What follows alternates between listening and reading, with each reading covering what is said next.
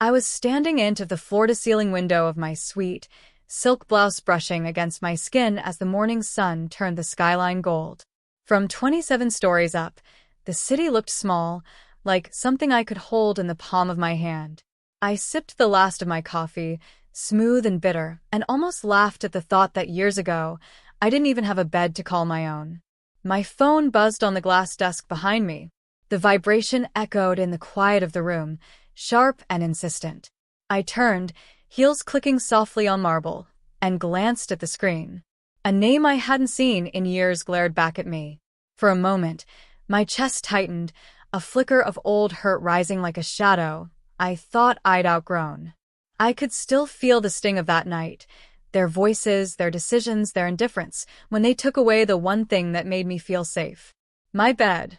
Now, here I was, polished nails wrapped around a designer mug, a view worth millions spread before me.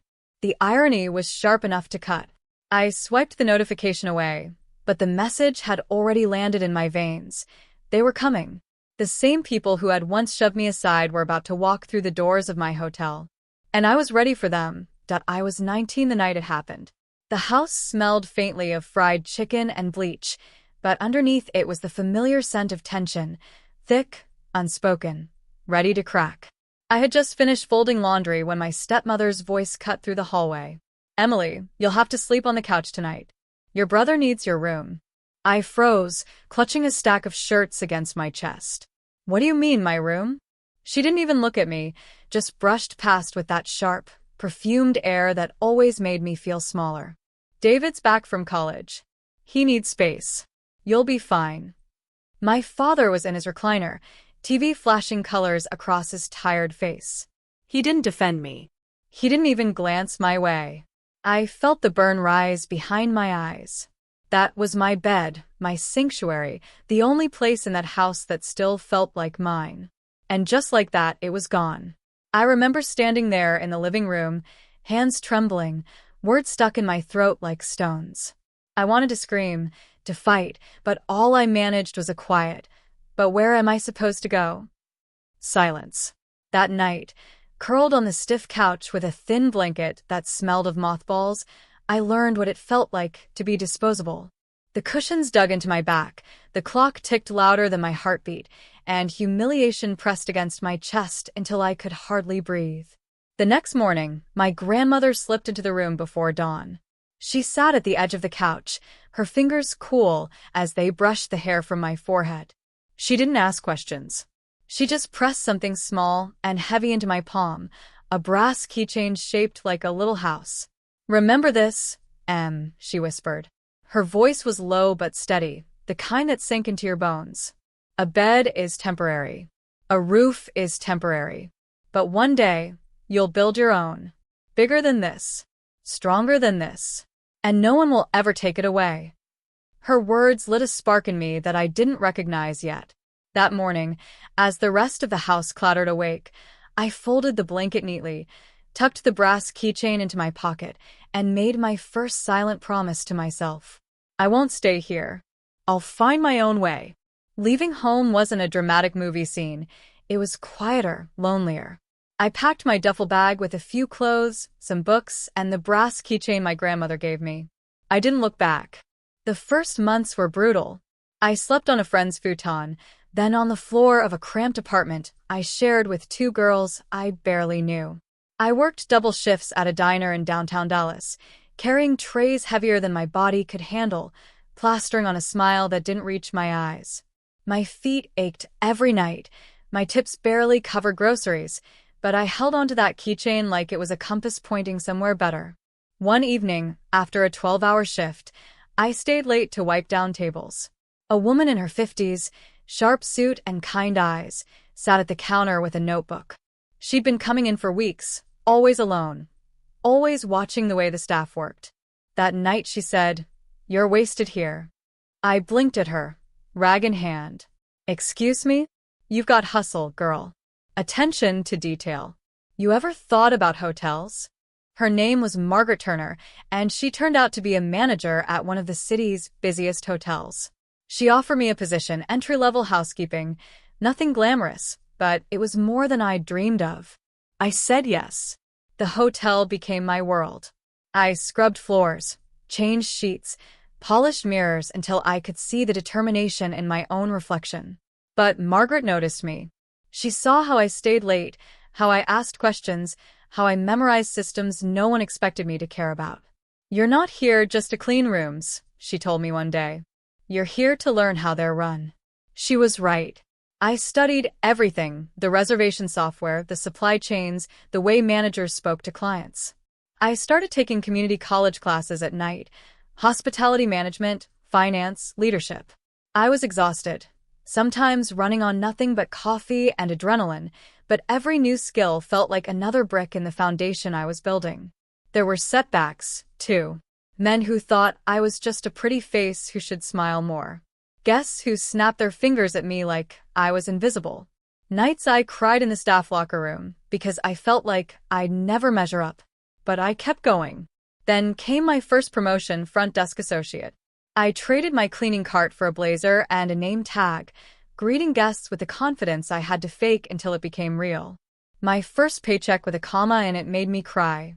From there, small victories stacked up: a glowing customer review that landed on the regional manager's desk, a project proposal Margaret let me lead, a local investor who quietly admired my persistence.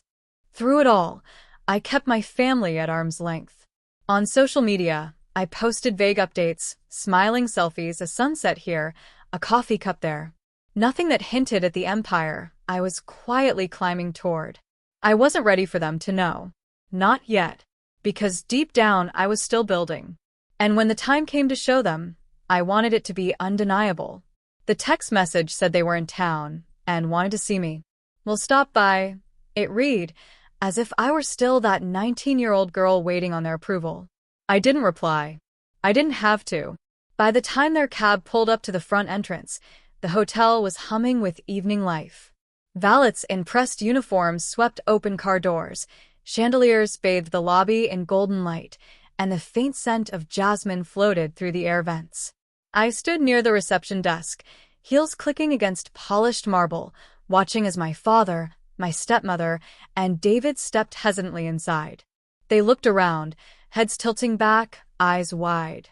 The sheer scale of the lobby seemed to swallow them whole: vaulted ceilings, cascading crystal, an art installation I'd personally commissioned. "This place is incredible," my stepmother whispered, clutching her designer purse like it might anchor her. I stepped forward. "I'm glad you think so." They turned. For a moment, they didn't recognize me. My tailored suit, the confident way I carried myself, it didn't match the girl they remembered. "Emily," my father said, almost a question. "Yes," I answered simply, letting the silence stretch. We exchanged awkward greetings, but I didn't offer hugs. Instead, I gestured for them to follow me. We walked past the concierge desk, through the lounge where a jazz trio played softly, and up the private elevator to my office. The door slid open to reveal a space most executives would envy: floor-to-ceiling windows overlooking the skyline, abstract art on the walls, fresh orchids on the glass desk. On a shelf, in a place of honor, sat my grandmother's brass keychain, its small, worn house gleaming in the light. They stepped inside hesitantly, eyes darting from the plush seating to the framed awards, to the stack of property deeds carefully bound in leather folders. "What is all this?" David asked, his voice carrying more disbelief than curiosity. I took my time crossing to the desk, Picked up the keychain. rolled it in my palm the way I had on so many hard nights. Then I looked up, steady, unflinching. "This is mine," I said. "The hotel. Every room, every bed, every key, it belongs to me." The words landed like a thunderclap. My stepmother blinked, her mouth falling open. My father sank into one of the armchairs, his hands clasped as if in prayer. David let out a nervous laugh, like he was waiting for me to say I was joking. "You own this entire place?" my father managed. "Yes." My voice didn't waver. I started at the bottom: housekeeping, front desk, night shifts. And I worked my way up. I studied. I invested. I built. Until the day came when I didn't just manage hotels. I bought them. I let the silence hang, heavy and undeniable. Finally, I set the brass keychain on the desk with a soft click.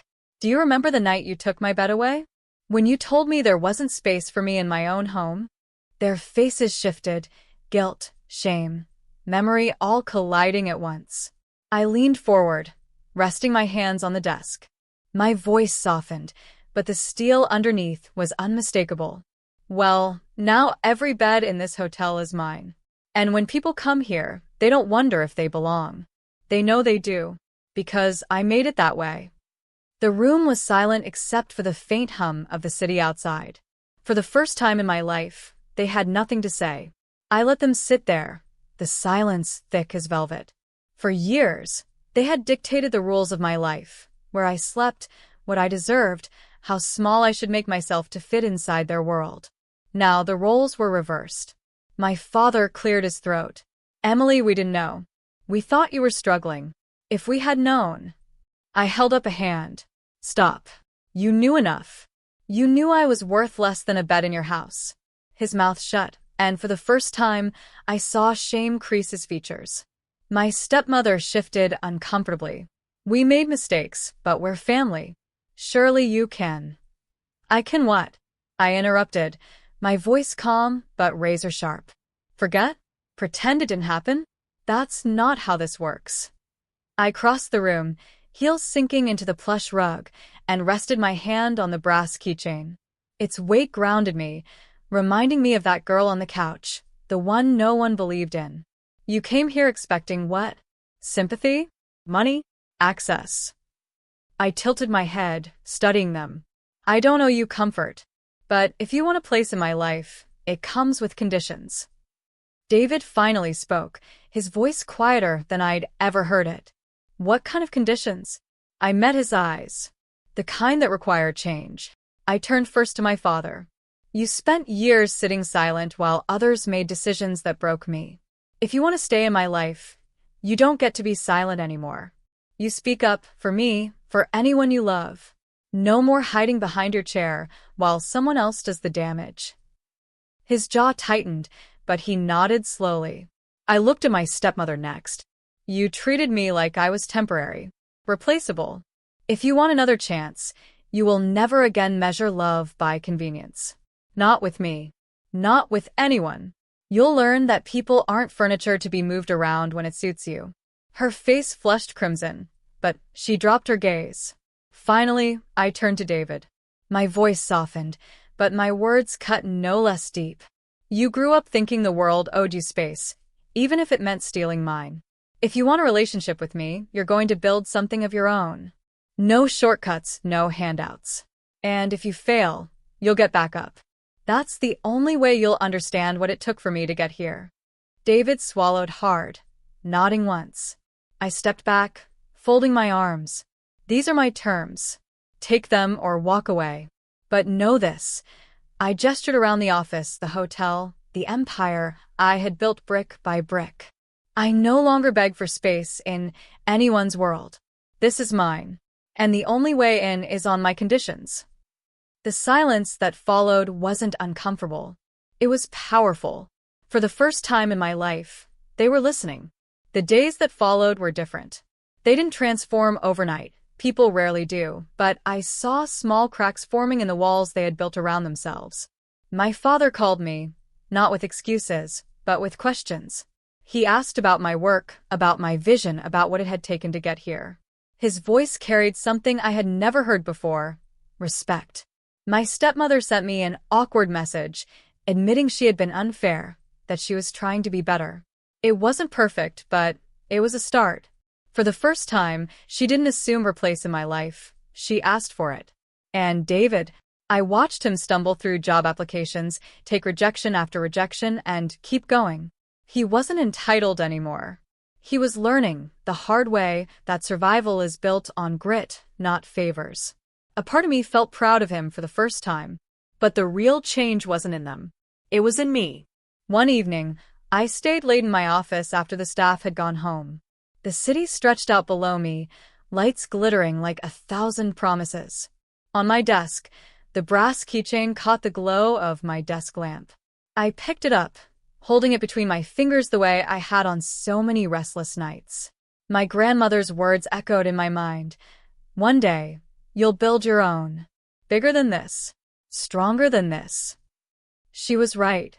I thought about that 19-year-old girl, curled up on a couch that smelled like mothballs, fighting tears in the dark. I wanted to reach back through time, to tell her that one day, she wouldn't just have a bed, she'd have hundreds. And that she would give others the sense of belonging she was denied. Because that was the heart of it. Every guest who walked through my hotel's doors found something I had once longed for. A place to rest, a place to feel safe, a place that was theirs for the night. I set the keychain back down gently, almost ceremonially, and let a smile tug at my lips.